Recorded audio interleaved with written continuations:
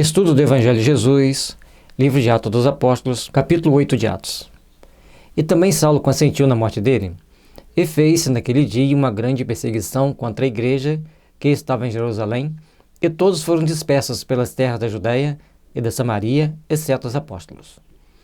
Então os apóstolos ficaram, e Paulo começou a vir com a grande perseguição após a morte de Estevão. E no livro Paulo de Estevão nos mostra que Estevão era irmão de Abigail, que era noiva de Paulo.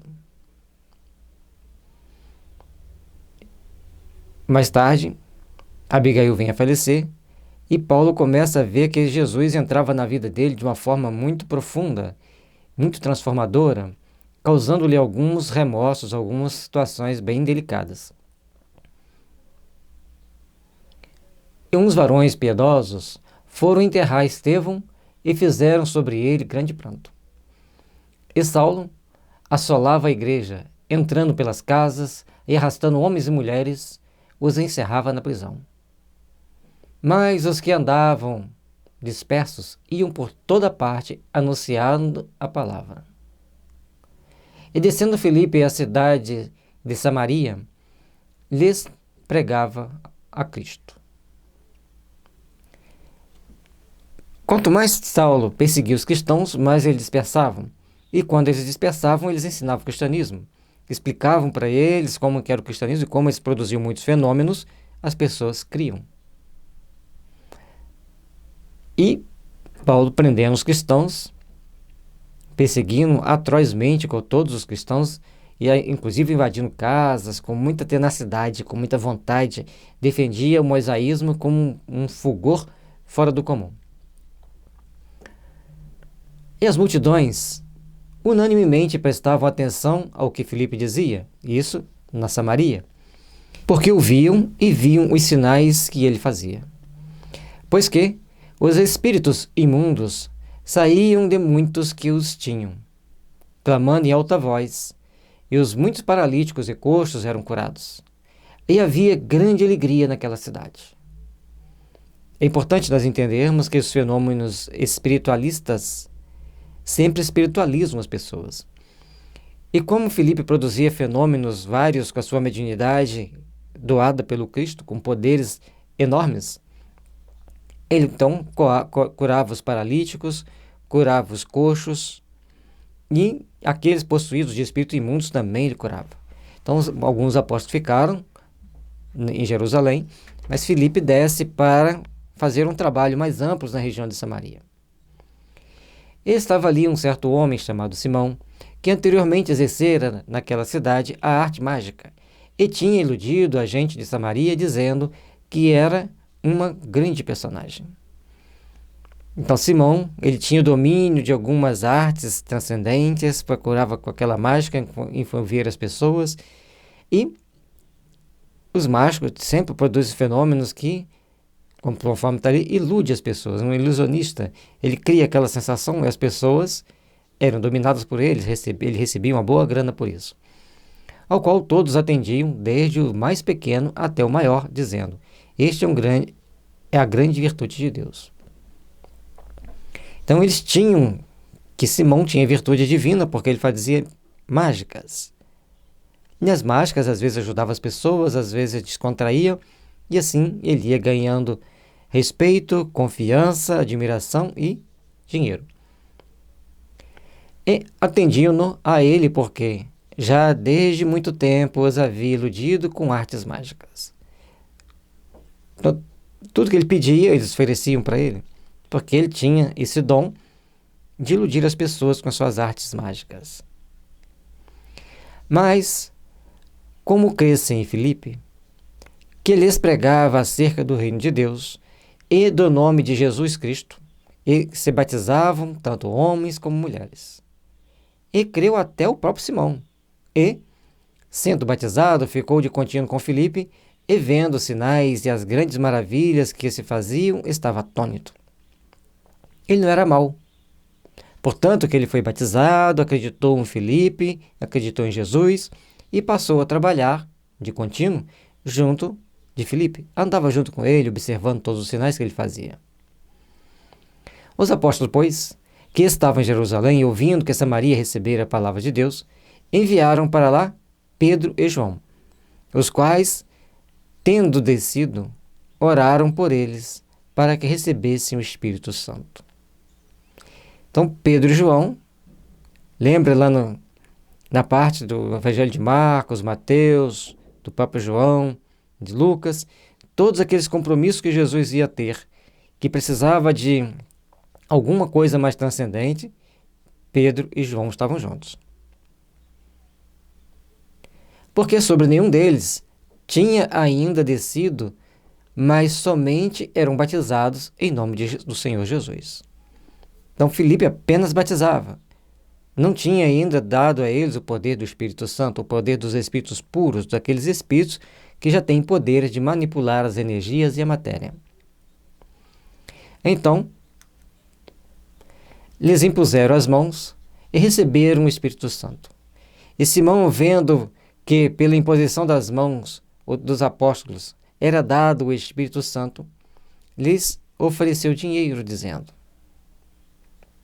Então Simão também era vidente, porque ele vê aquelas pessoas recebendo esses espíritos purificados para terem poderes de agir sobre as pessoas que estavam em torno deles.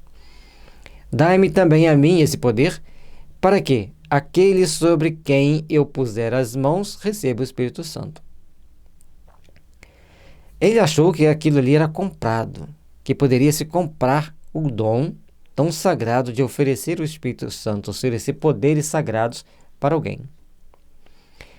Mas disse-lhe Pedro, o teu dinheiro seja contigo, para a perdição.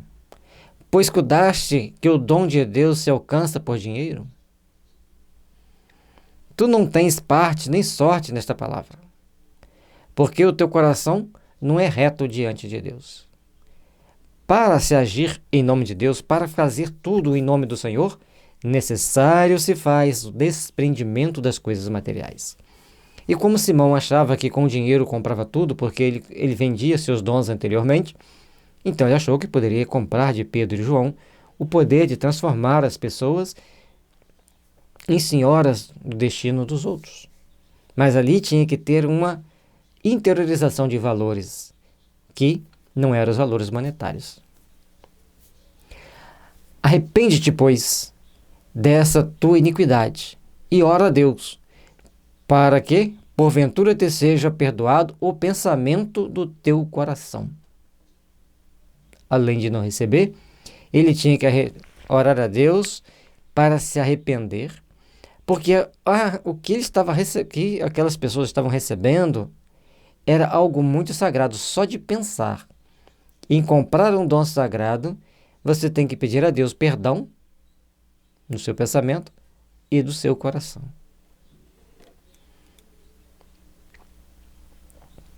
Ao melhor, ele está dizendo ali, perdoar o pensamento do coração. Quer dizer, se você deixa o seu coração ser invadido por ervas daninhas, de pretensões materiais, usando para isso os dons sagrados, peça para Deus tirar esse pensamento do seu coração, para você evangelizar seu sentimento, corrigir-se. É muito importante entendermos isso aqui. Então, a gente vai vendo como que Pedro tratava com responsabilidade o dom que Deus lhe deu, a forma, aquilo que era dado a ele, Pedro, ele tinha um profundo respeito. E sabia medir cada coração para que só recebesse aquilo que eles davam conta de administrar. É importante entender isso. Pois vejo que estais em fel de amargura, em laço com a iniquidade. Nossa Senhora. Pedro era firme nas suas palavras. E suas palavras de firmeza faziam as pessoas verem que ele estava acima das iniquidades humanas e queria que os outros entendessem isso, convencendo-os com amor e com muita firmeza. Respondendo-lhe, porém, Simão disse: Orai vós por mim ao Senhor, para que nada do que dissestes venha sobre mim. Aí ele inverte, que ele vê que Pedro está jogando energia para ele, que ele poderia se complicar. Então ele fala, ora para mim, posso, olhe por mim.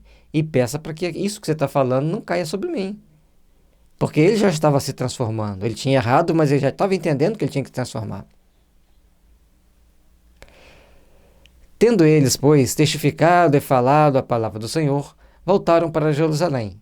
E em muitas aldeias dos samaritanos anunciaram o evangelho.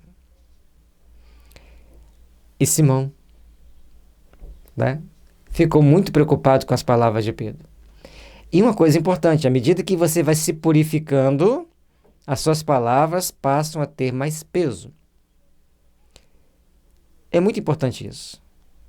E às vezes, quando a gente dá um bom conselho para alguém, e isso aconteceu recentemente comigo, eu tinha mais ou menos uns 16 anos, quer dizer, há quase 40 anos atrás, eu dei um conselho para um amigo meu, daquela época, também adolescente como eu, uns 2 anos mais velho, e ao ele deparar-se com uma pessoa que ele havia tomado atitudes não muito cristãs com ela, e ela, por ser um espírito elevado, foi ajudá-la. E dentro dos remorsos dele, aquele bom conselho que eu dei pesava. Pesava, mas foi positivo para ela, para o espírito que estava ajudando ele, e foi positivo também para ele lembrar de que era necessário fazer uma transformação dentro daquilo que havia falado para ele. Então, nós temos que ter muito cuidado com aquilo que a gente fala. Porque se a gente joga praga, se a gente xinga, nós somos responsáveis por aquelas energias que vão ganhando forças com outros que vão jogando praga e xingando. Mas se a gente joga uma bênção, se a gente dá um bom conselho, um dia aquele bom conselho vai florescer naquele coração. E aí pode vir o remorso, pode vir arrependimentos fortes, mas num dado momento aquela pessoa vai despertar e aquela boa palavra que ele ouviu vai nortear o seu destino. Então essa advertência de Simão aqui, orai vós por mim ao Senhor, para que nada do que dissestes venha sobre mim. Porque ele estava falando com muita firmeza, dureza. Então, primeiro ele fala que as coisas de Deus não se conseguem com iniquidades, com dinheiro.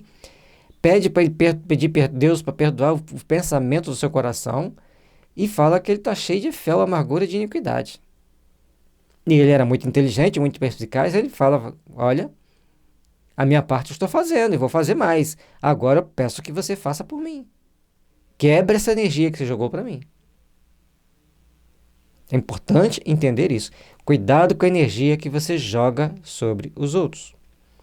Tendo eles, pois, testificado e falado a palavra do Senhor, voltaram para Jerusalém. E muitas aldeias dos samaritanos anunciaram o Evangelho. Ao voltarem para Jerusalém, nas aldeias que eles passavam, eles iam anunciando o Evangelho. E as pessoas iam crendo, porque os fenômenos aconteciam. Eles curavam, eles transformavam, e as pessoas modificavam seus corações. Pena que a gente não estava lá para ouvir, né? E o anjo do Senhor falou a Filipe, dizendo, levanta-te e vai para a banda do sul, ao caminho que desce de Jerusalém para Gaza, que está deserto. Então, Filipe deveria sair de onde estava, não fala onde ele estava, e vai para o sul, na direção de Gaza, direção do Egito.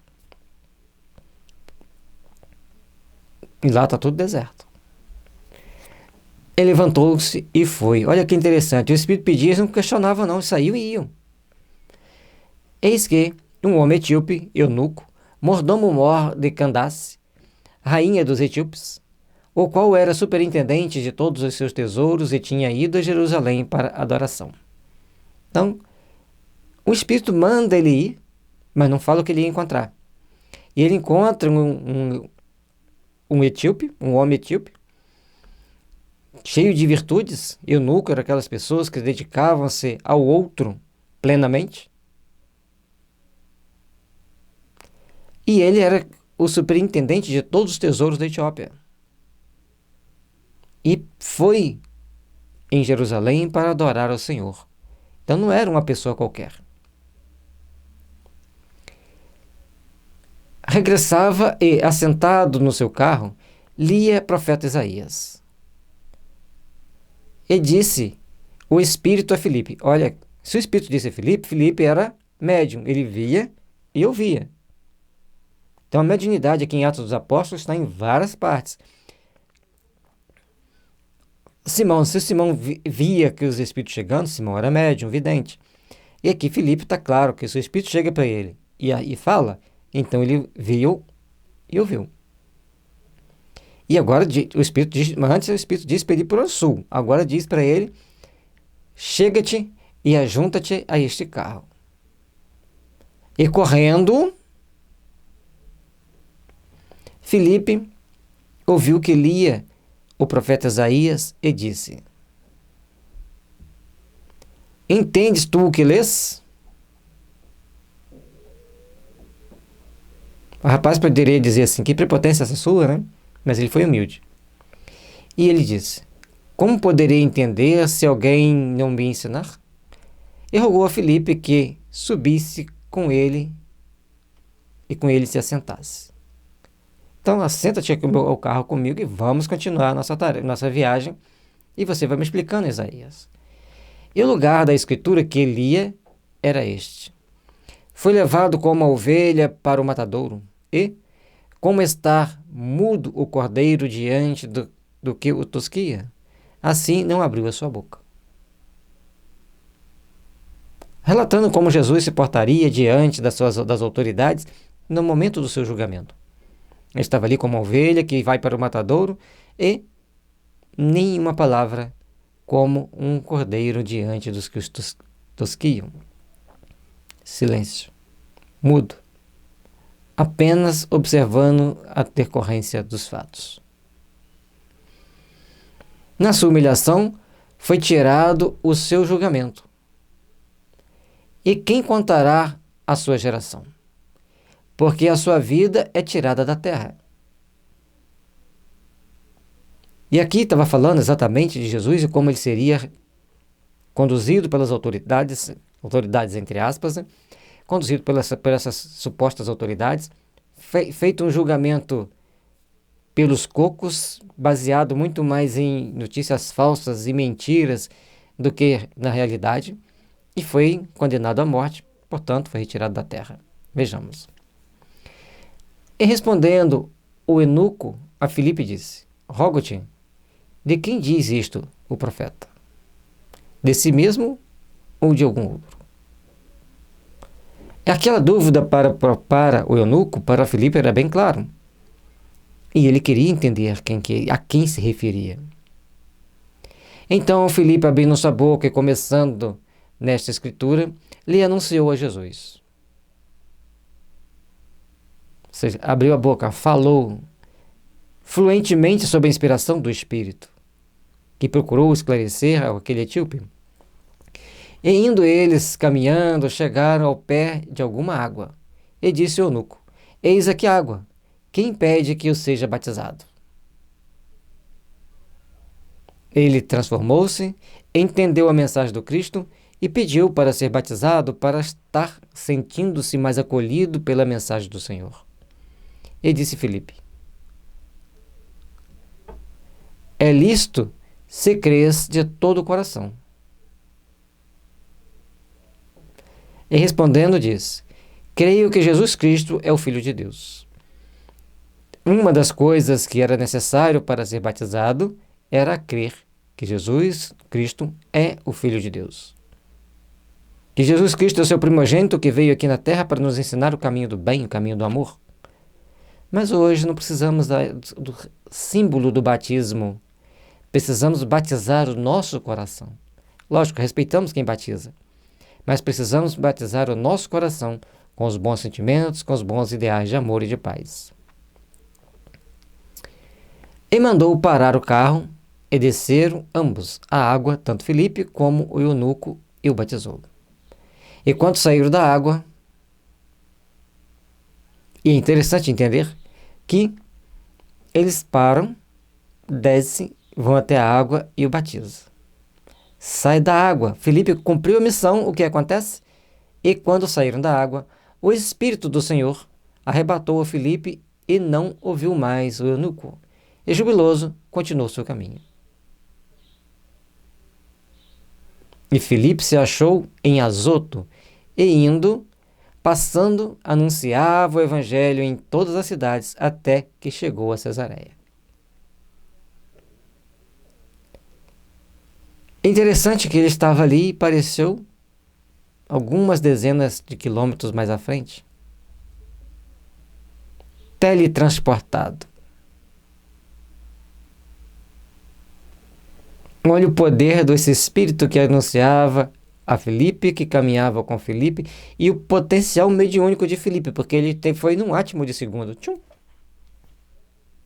Tudo isso é possível para quem já estudou o livro dos médiuns. Entende que o médium tem certos poderes.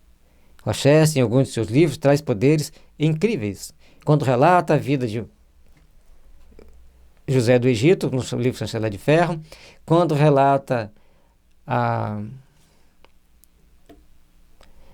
vida de Moisés em O Faraó Menefitá. Depois tem As Duas Esfinges, que é um livro muito estranho, muito louco, mas também retrata potenciais mediúnicos enormes. Isso também Sinal da Vitória e A Lenda do Castelo Montinhoso. Ambos mostram-nos uma mediunidade que transcende ao que nós entendemos. Mas a doutrina espírita nos ensina que hoje nós podemos ter uma mediunidade educada e com os limites padronizados pela espiritualidade superior para ajudarmos espíritos a se esclarecerem. O importante é entendermos que aqueles que trabalham com Jesus e por Jesus de verdadeiro coração recebem poderes enormes para a sua transformação. E com isso, ajudam outros a se transformarem em mensageiros do Pai, em mensageiros do amor. Rogamos a Jesus que nos ajude a purificar o coração. Que pedimos a Jesus que rogue ao Pai, que ajude-nos a tirar tantas impurezas dos nossos corações, para sermos melhores, para buscarmos trabalhar com amor e paz, e conseguirmos conquistar melhor os caminhos que nos conduzem ao Pai.